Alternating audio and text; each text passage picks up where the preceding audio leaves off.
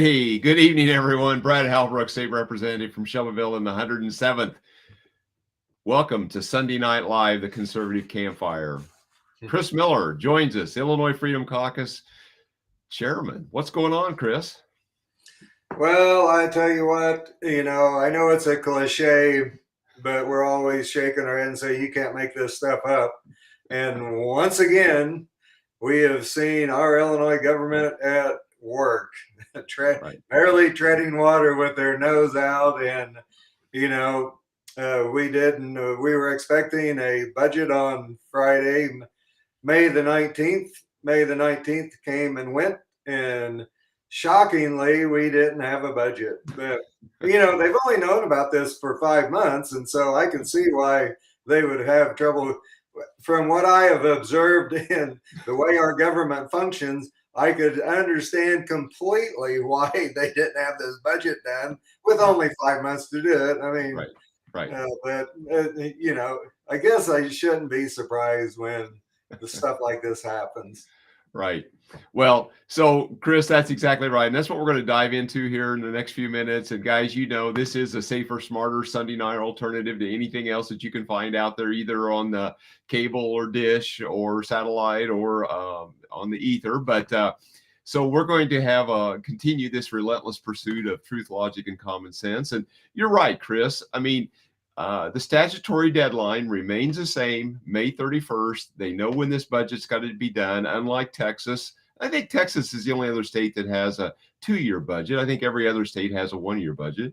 But our leadership knows this timeline, right? We've known the schedule. They wanted to be done by May 19th, which was Friday. They wanted to be done. So they set that arbitrary deadline. Or I guess they actually, I don't know if it was arbitrary. They just moved it up. Said, we're not going to work through Memorial Day weekend, bump up against May 31st. We're going to try to get done and out of here by May 19th. But guess what? You're right. That's come and gone and no budget. What do you think's going on? I think one of the most frustrating things is I've only been there. I came in the same time that Governor Pritzker came in to his first term. And the shocking thing is that our budget has grown, depending on what numbers you want to use. Our government has grown at a bare minimum of $10 billion since J.B. Pritzker has been governor. And I think that number in reality is more towards 14 billion. And at the same time, we've lost a congressional seat, which means that we've lost between 750,000 and 1 million people in population. We've been we've been bleeding population. We've been bleeding businesses. We've been bleeding families, and we've been bleeding opportunity. And at the same time, they just want to continue to grow government to an absolutely bloated state. And eventually it's going to explode. Right. It can't keep up. We talked about this a few weeks ago, that before we adjourned on the House bill deadline, which would have been the end of March coming up to Palm Sunday, when that week that we were on trying to get bills out of the House, I don't remember the number of bills that were there, but I think we could account that several of them would amount to 700-800, maybe not quite that much, but we could account, I think, for 600 to 700 million in new spending, new programs and new spending. And a lot of that was to take up for the new money that flowed in from the feds and the coronavirus dollars that were going to go away. They created all these new programs, and they were going to have to fund them out of general revenue, our income tax dollars. And so that was just the stuff they could account for. A lot of those things, they really couldn't put a figure onto them. For some reason, they were formula-based or population-based. And so they really couldn't put a figure on it. So I don't know if the estimates would have been $1 billion worth of new spending just in those appropriations bills that were passed out of the House. And who knows how many pass out of the Senate similarly to that. Yeah. Well, and I know that, I think that a lot of times you have to go back and look at the fundamental problem that we're in a mess, and there are solutions, but nobody wants to really look at the solutions. But I think that when you can learn a lot by looking at history. And I know that when you look at the history of our constitutional representative republic. Now, please Mhm. keep that in mind. We're a constitutional representative republic. We are not a democracy. One of the greatest fears of our founding fathers is we would become a democracy and it would be mob rule. And Right. to a certain degree, in the first couple of years of the Biden administration, that's exactly what we saw. Was there was, Constitution out the door, rule of law out the door. We've got the numbers, and so we're going to tyrannize you. But our Constitution was made for a moral and religious people, and it is wholly inadequate to the government of any other. And one of our famous founding fathers, John Adams, made that observation. It was an observation that he had. And another thing that, the people that were in that era had such tremendous insight because, somebody made the observation that democracy is never permanent.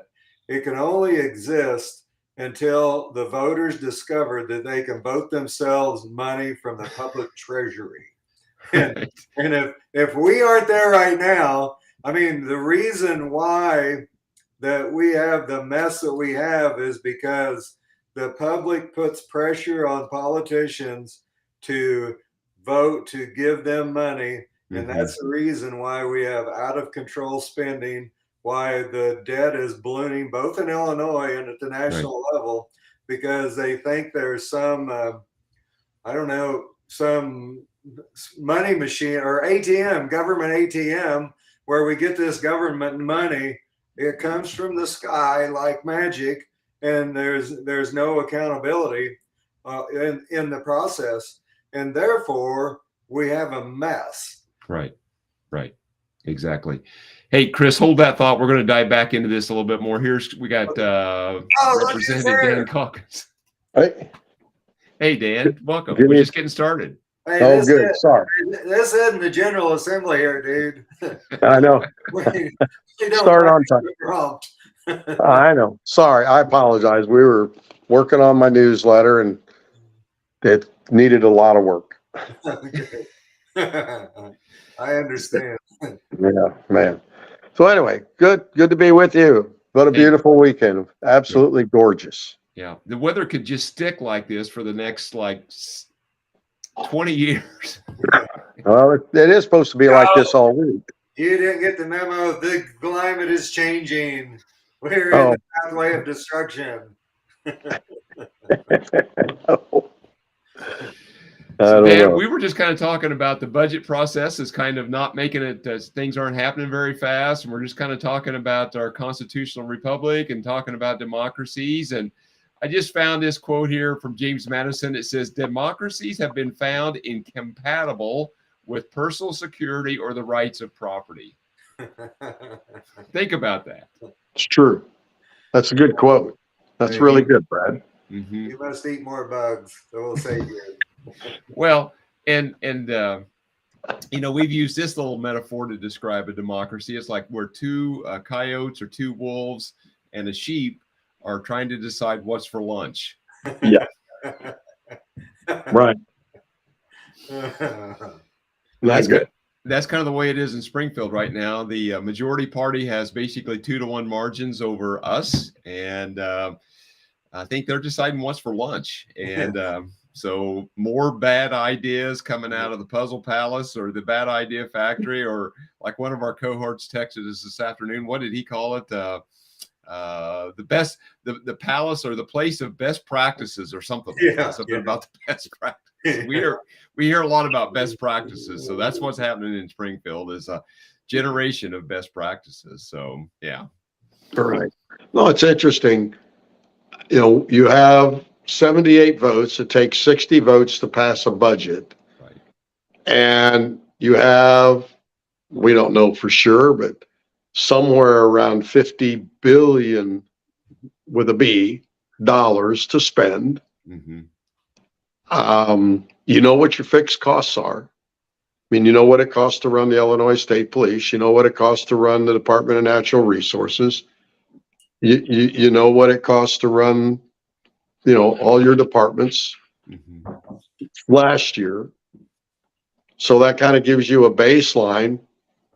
and then what's left over. Right. Yeah. I mean, Brett, I mean, that's what you've been doing for the last 2 months in your appropriate committee. Right. What's left over? And then you decide, you take your 78 members who can spend that money any way they want. They don't need our input. And you decide what to do with what's left over. Yeah. Well, guess what? They can't. Right. They can't get 60 of them to decide how to spend what's Mhm. left over of our tax money. Right. That's pretty incredible that they can't get 60 out of 78 to agree upon something. That's pretty amazing. Well, you know, Ronald Reagan said the most terrifying words in the English language were from the government, and I'm here to help you. But we're seeing that that's bringing new meaning to that quote by watching government in action. Right. I know. It's insane. Yeah. So have you talked about the $1 million payola? I'm sorry, member initiatives. I misspoke.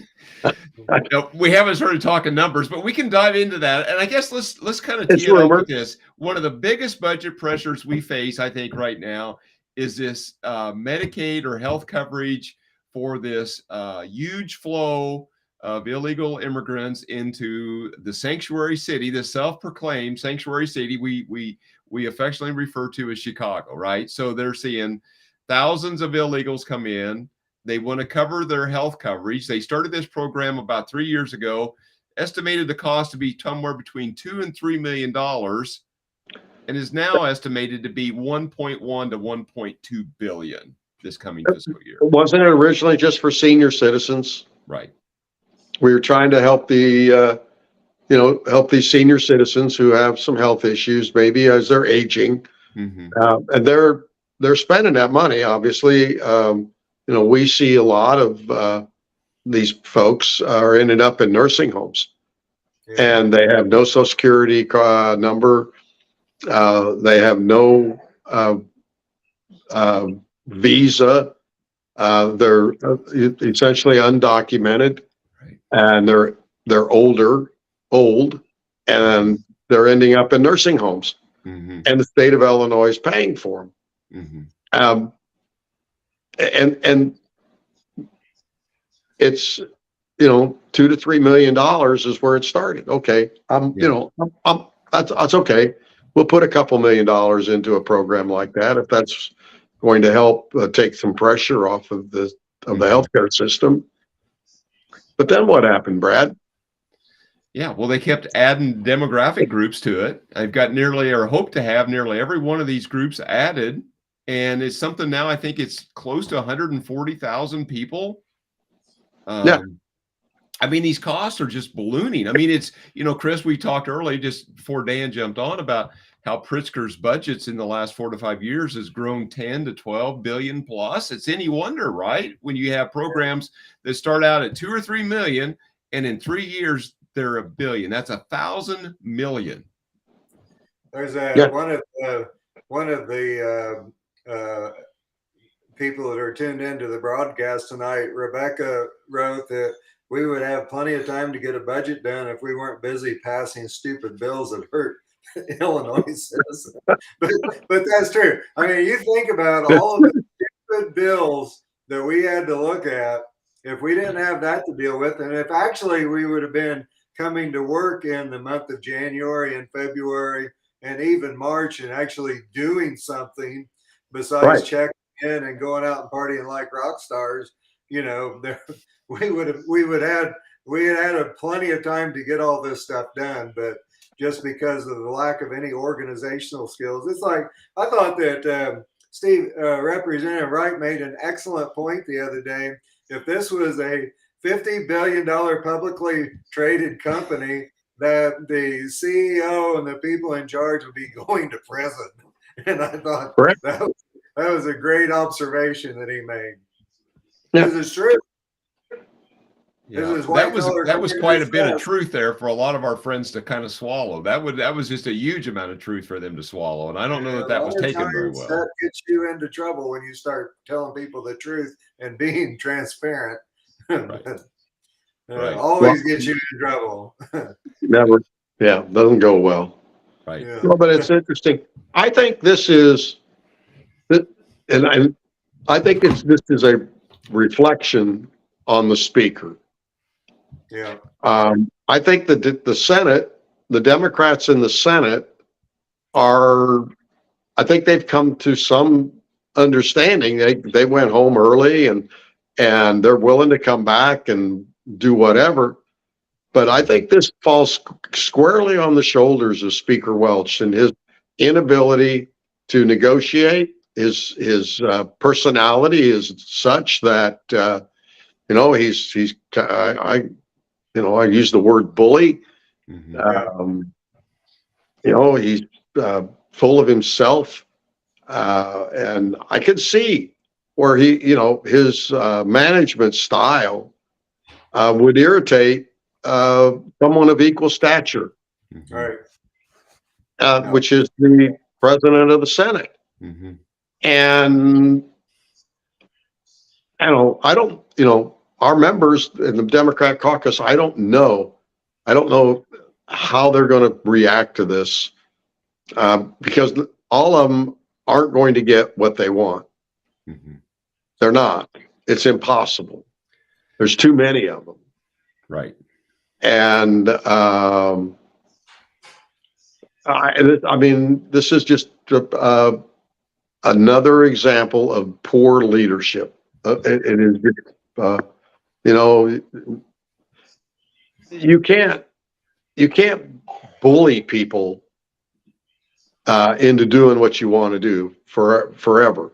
Right. You can get away with it. There was a honeymoon period, so to speak, and you can push people around. You can come on the House floor and talk about, the people of Illinois have sent us here to do our agenda, and we're not going to let anybody stand in the way and point to the Republican caucus like, Mhm. we're obstructionists. We're not obstructionists. Mhm. In fact, I think we've offered a lot of very common sense, helpful legislation, ideas to help Mhm. get this state back on the right track. Yeah. And, he's got 78 members of this caucus I think, for one reason and one reason only. Mhm. They drew the map. Yep. Right. Exactly, because if you notice, the map is behind me. Yeah. And you got to be a really good map drawer to get 78 Democrat seats out of that map. I mean, that's pretty creative drawing to do that. Right. Right. And there's a real disparity. The problem is that the Democrats are the party of bad ideas, and there's a reason why we call that the bad idea factory, is because they can't help but let their ideology of more taxing, more borrowing, more spending, more regulating, taking energy independence away. It's a blueprint to destroy Illinois, if you just think about it, because they've destroyed safety and security. They've destroyed quality education. They've destroyed economic opportunity. They've destroyed energy independence. The border of Illinois is wide open. We've got all these illegals flooding in here that we can't take care of. We aren't even taking care of our own people, let alone them. But if you sat down and wanted to draw a blueprint to destroy a state and a nation, the Democrats' philosophy of government would do exactly that. And if you think about it, every city or every state that is run by a Democrat governor, it is a course of destruction from Connecticut to Michigan to Illinois to freaking California. Everywhere it is tried, their philosophy fails. But my question is, when are the people going to wake up and quit sending these clowns to their state capital expecting anything but the status quo? It's predictable. Right. The mess we have here in Illinois is predictable, and it's all because of poor leadership. It's from everything rises and falls in leadership, just like you said, and that's just the way it is. and these people need to be fired. And I don't know what's going to take to get that done. I don't know. Well, we were talking about the $1 billion going into Chicago. 1 in 5 people in Chicago live below the poverty line. Yeah. That's amazing. Okay. All right. So we're going to spend, the state of Illinois, every taxpayer in this state is going to contribute to this $1.1 billion growing number to provide 130 or 40,000 people with health care. The city of Chicago is expected to spend $280 million on housing and other needs for this group of population. And yet they can't even take care of their own. Crime is off the charts in Chicago. Right. I mean, Chris, it's a recipe for disaster, like you said. The best thing we do is turn a luscious environment of everything green into, you said it very well the other day, the deserts of Illinois. Right. You may want to expound on that a little bit. You've got some experience in defining those little, not oases, but deserts. Right. Well, right. And, Illinois got a lot of things going on. We got interstate transportation, north, south, east, west. We got railway transportation to the same. We've got waterways that lead from the Great Lakes into the Mississippi River, into the Gulf to transport grain and other commodities and things, precious things up and down those river. I mean, all this stuff. It's the richest farmland, most fertile farmland in Illinois, or well, not only in central Illinois, but really probably there's very few places in the world that have as rich a farmland as we have right here in central Illinois. And yet we hear about all these deserts. Most recently, we heard about food deserts, but we hear about childcare deserts. We hear about education deserts, XYZ deserts. And it's like, well, why do we have so many deserts? Well, it's because they failed to grapple with the truth. They failed to grapple with logic and common sense. And they create all this really bad policy. And, going back to Chicago and these crime numbers, we saw in the last few weeks, wasn't it, guys, that Walmart and some other retail stores was closing up because more groceries were being carried out the door unpaid for than they were getting cash for. Right. Yeah. And it's kind of a self-fulfilling prophecy that they have all these food deserts. So there was a bill to put $20 million into a grocery store initiative statewide. And it's just more bad ideas. Yeah. What would taxpayer-funded grocery stores, what philosophy of government would drive that? Would that be free market capitalism or maybe communism? Or didn't they try that at Plymouth Colony, yes, in the beginning? Right. So I think everybody needs to go back to their 16th century in the 1700s there and read about Plymouth, Massachusetts. Yeah.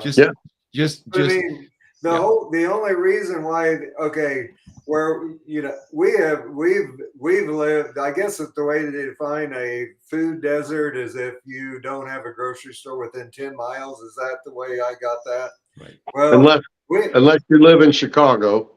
We haven't had a grocery store within 10 miles as long as I can ever remember.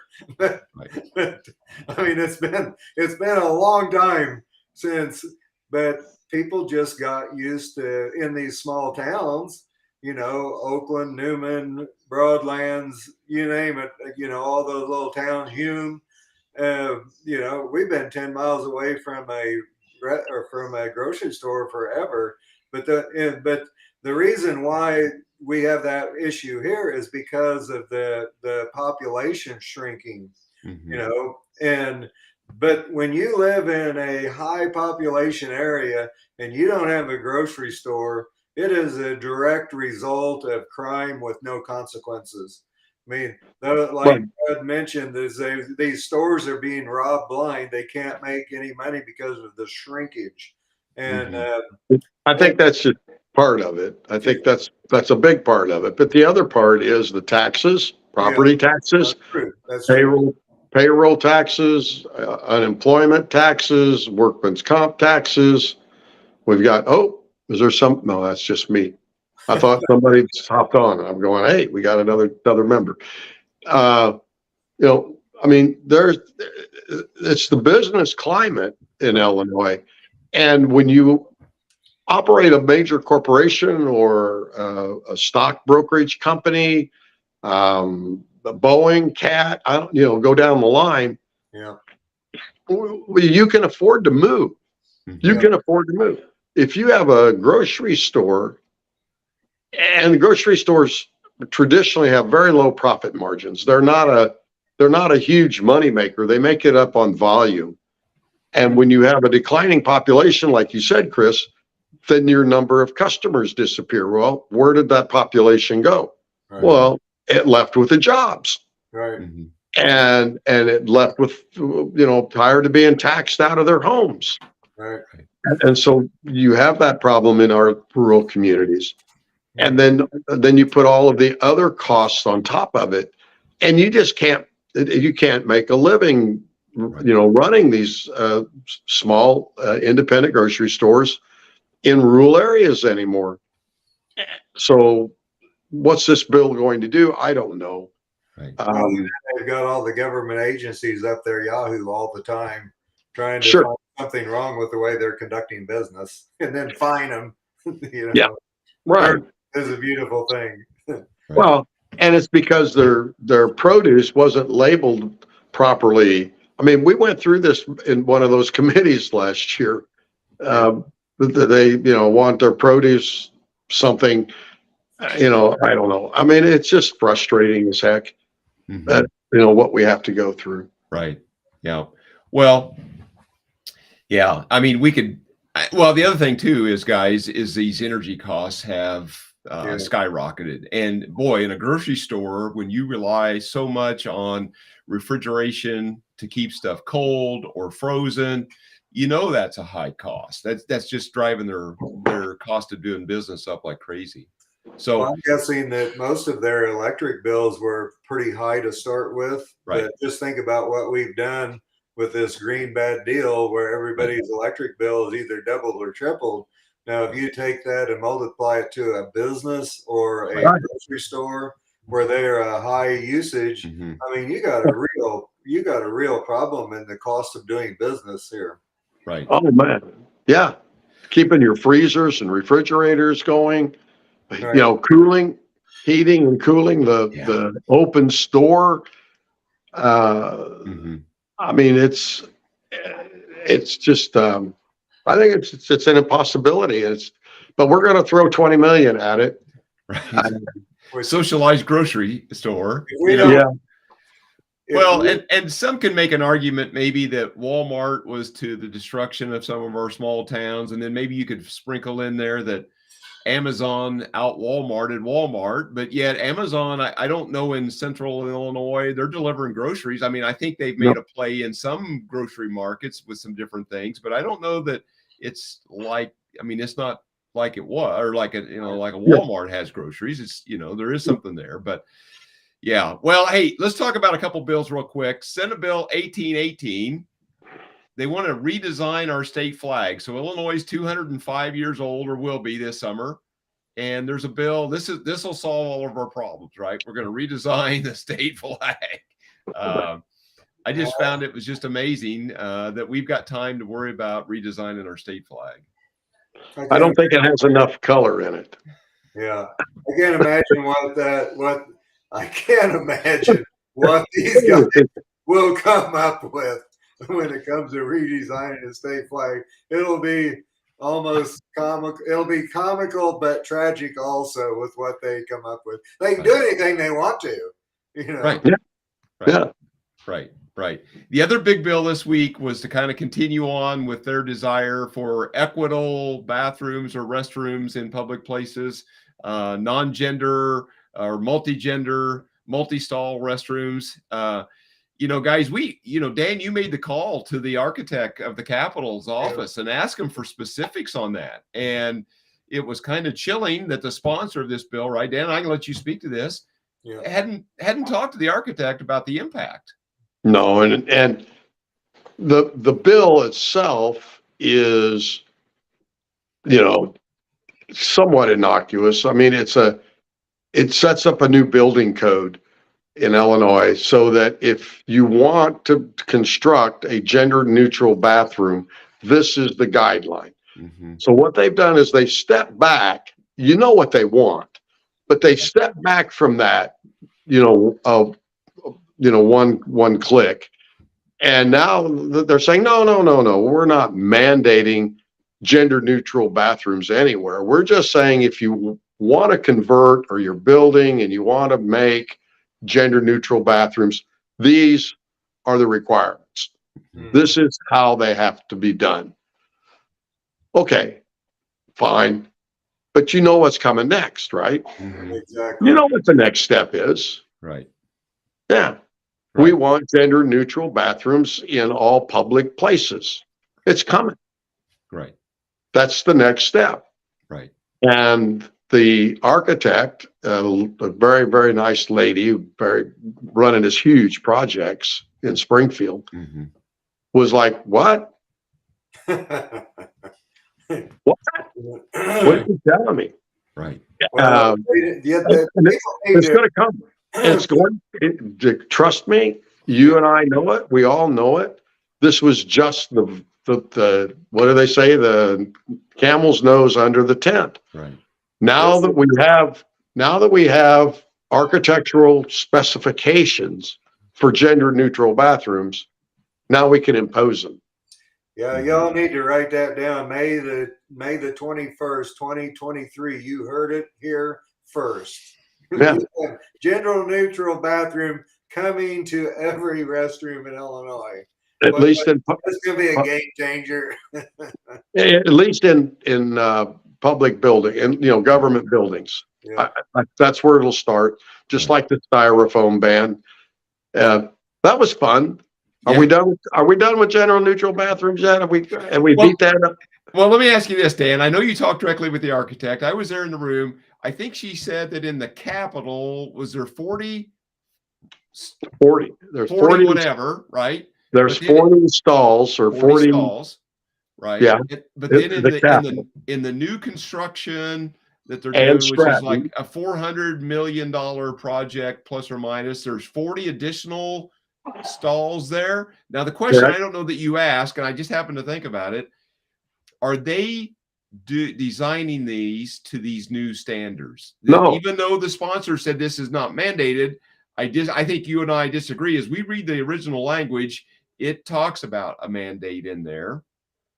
The sponsor disagreed, but I'm curious, did you ask that, or did she say that they're building those under the new construction to those potential standards?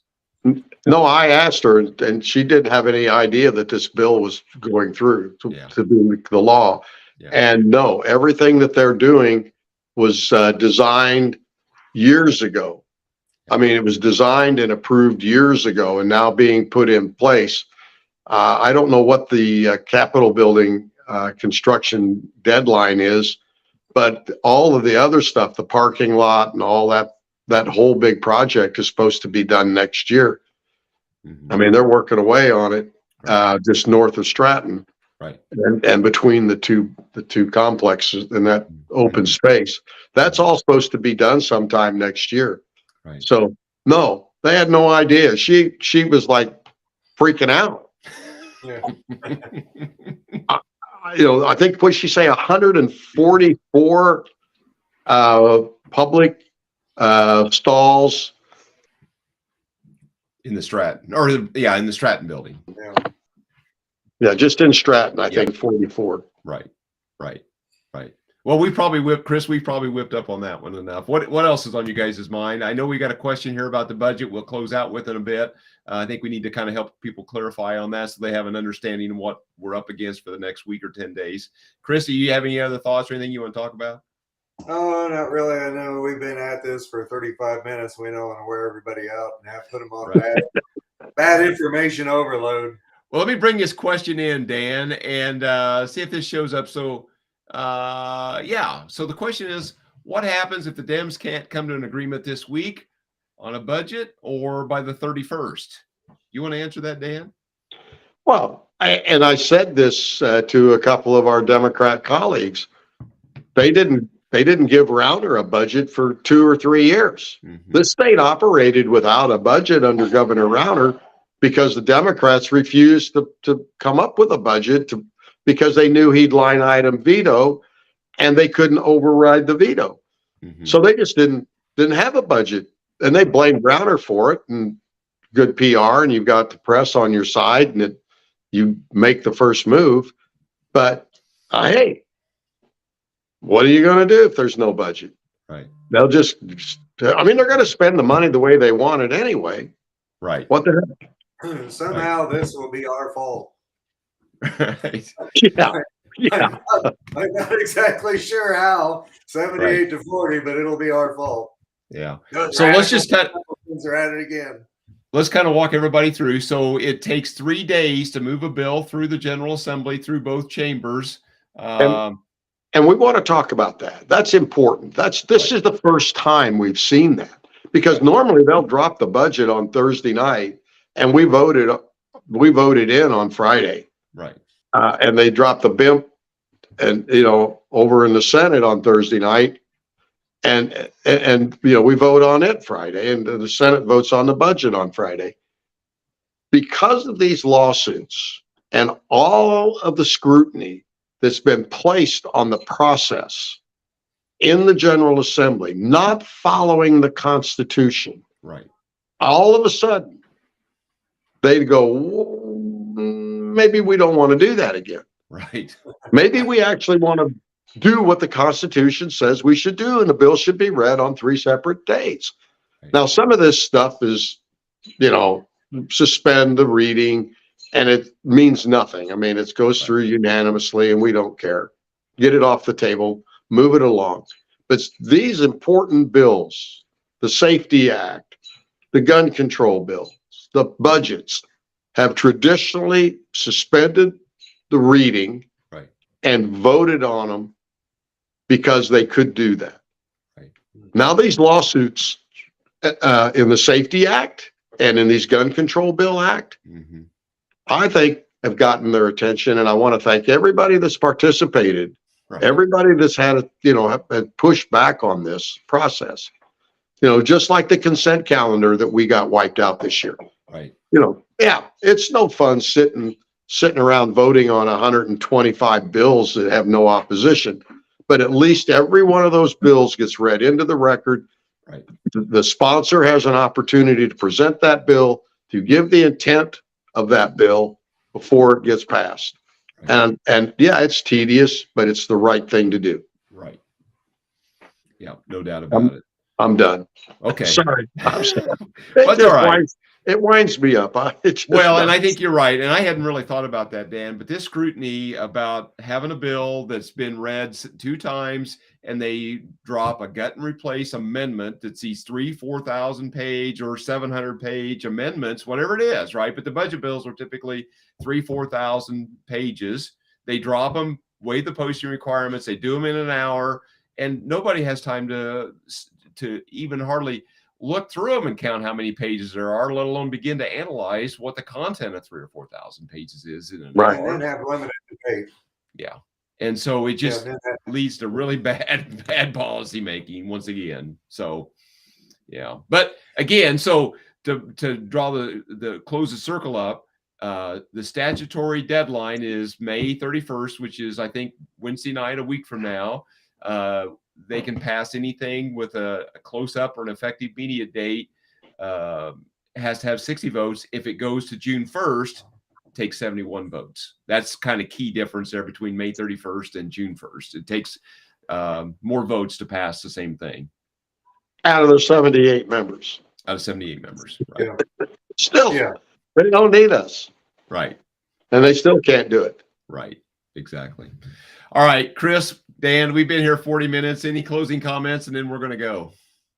Looking forward to seeing you all Wednesday. Can't wait. Chris? Hey, keep hope alive, because all the problems in Illinois have been because of bad public policy. The Dems did this. And so it's all fixable, but you just got to send good people to the General Assembly that are going to allow the Constitution to prevail, and the rule of law, and everything that all the problems that we have created have been man-made, and so we can fix them. It's just a matter of you all out there in the audience have to keep the pressure on these rascals to do the right thing and turn Illinois into the destination state that it should be. Right. Exactly. Chris, with that, and I just want to remind people to join us this coming Tuesday night, and I hope that everybody had a chance to view our town hall roundtable live stream from last Tuesday night with Jocko Bullions as he talked about the border and what was going on down there. Guys, we're going to try to bring you great live streams here throughout the coming days and weeks and months, and we're planning lots of stuff to be in person this summer, starting in June and across the region. So look for us there. And with that, guys, I'm going to say good night, and we'll see everybody Tuesday night and hopefully Wednesday in Springfield. Good night, everybody.